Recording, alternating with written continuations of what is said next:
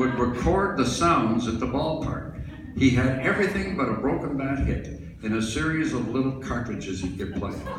And he had a series of tapes, boos, applause, cheers. And he could blend them to suit the situation.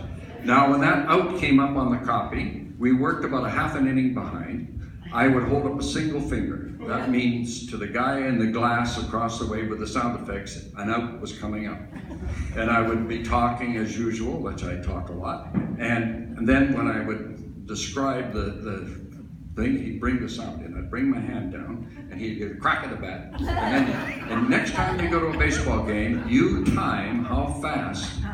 And this would have been, it's about the speed of the Assassins when they were playing. How long it takes for an out. A routine out from an infield out's about 4 or 5 seconds.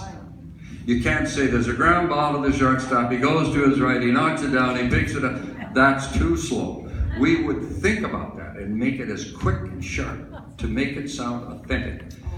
And then if it was we had things like he had a visiting team double argument with the umpire. He would even ask the ballpark if they played organ music between innings. And if they did, we would play organ music between innings.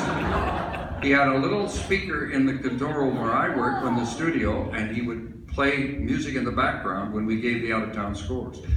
And he would do such an impressive job with the sound effects, but we were a half an inning behind. And in one game in Salt Lake City, which is high elevation, this would be later in the Mounties, probably in the 60s, when Salt Lake City was in the league.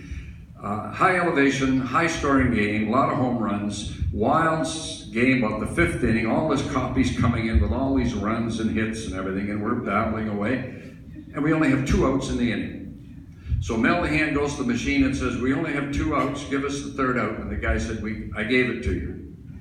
Now Ron Robinson has a short fuse. He runs around and he goes to the machine and balls the guy out, and the guy says, do you want me to continue or should I go home?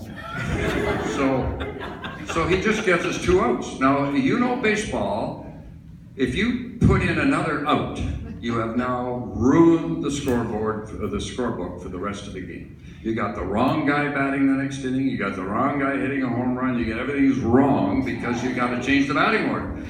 So we have a problem. How are we going to get the 3rd out? Ron Robinson, who's got a great mind, now retired, lives in Victoria, said, we'll pick a guy off.